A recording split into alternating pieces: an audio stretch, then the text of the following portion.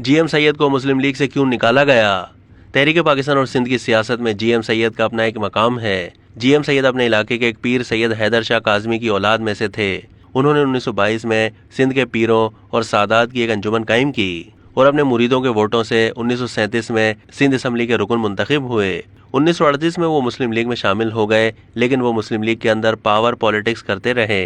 जब बरतानवी हुकूमत ने सिंध में हुरों के खिलाफ ऑपरेशन किया और उन पर बमबारी की तो सिंध के वजीर आला अल्लाह बख्श ने एहतजाज किया, जिस पर उन्हें गवर्नर के जरिए बरतरफ करा दिया गया। उस वक्त सिंध असम्बली में मुस्लिम लीग की अक्सरियत थी और सिंध मुस्लिम लीग के सरबराह अयूब खोड़ो थे, लेकिन गवर्नर ने सर गुलाम हुसैन हिदायतुल्लाह को हुकूमत बनाने की दावत दी। जी एम सैयद ने कायद-ए-आज़म की मर्जी के खिलाफ सर गुलाम हुसैन हिदायतुल्लाह और अयूब खोड़ो को अपना ताउन फराहम किया और हिंदू इंडिपेंडेंट पार्टी के साथ मिलकर नई हुकूमत बना ली, जिसने हुरों के खिलाफ सख्त कार्रवाई जारी रखने की यकीन दहानी कराई। 8 नवंबर 1942 को दिल्ली में मुस्लिम लीग की मजलिस आमला का इजलास हुआ, जिसमें शेख अब्दुल मजीद सिंधी ने सर गुलाम हुसैन हिदायतुल्लाह और उनके साथियों पर सख्त तनकीद की। इस तनकीद के बाद जी एम सैयद ने 3 मार्च 1943 को सिंध असम्बली में एक करारदाद पेश की और मुसलमानों के लिए अलहदा वतन का मुतालबा पेश किया। ये करारदाद मंजूर हो गई और जी एम सैयद सिंध मुस्लिम लीग के सदर बन गए।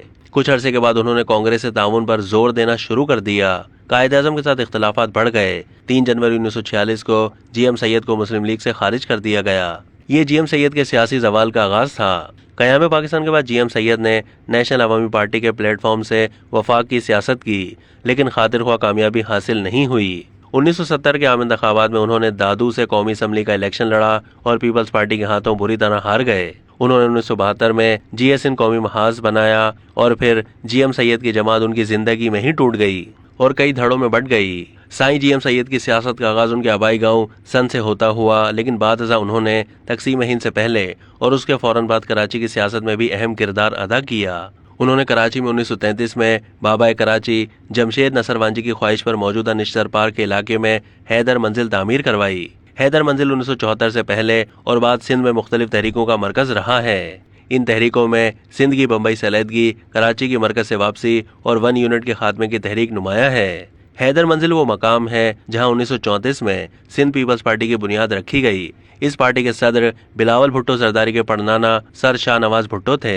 1941 में जब जी एम सैयद और अल्लाह बख्श सूमरों के दरमियान सियासी इख्तलाफात पैदा हुए तो उसके हल के लिए मौलाना अबू अल कलाम आज़ाद ने हैदर मंजिल का दौरा किया और सैयद को अल्लाह बख्श सूमरों की हिमायत पर कायल कर लिया, जिसके नतीजे में अल्लाह बख्श सूमरों दूसरी बार सिंध के वजीर आला मुंतखब हुए। जी एम सैयद 1940 में जब मुस्लिम लीग सिंध के सदर बने तो मोहम्मद अली जिन्ना उनसे मुलाकात के लिए हैदर मंजिल आए। अवामी लीग के सरबराह और बांग्लादेश के बानी शेख मुजीबुर रहमान ने भी 1969 में हैदर मंजिल का दौरा किया। हैदर मंजिल में जो बड़े बड़े सियासी अकाबरीन जी एम सैयद से मुलाकात के लिए आते थे, उनमें खान अब्दुल गफ्फार खान यानी बाचा खान, गौस बख्श बजिंजो, अताउल्लाह मेंगल, हैदर बख्श चतोई, सिंध असम्बली के पहले स्पीकर मीरा मोहम्मद शाह, सर शाहनवाज भुट्टो, शाह मर्दान शाह पीर बगारा, बेगम नसीम वली खान, साबिक वजीर आला जाम सादिक अली और दीगर शामिल हैं। अब तक के लिए इतना ही। मजीद मालूमात के लिए डेली जंग के यूट्यूब चैनल को सब्सक्राइब कीजिए।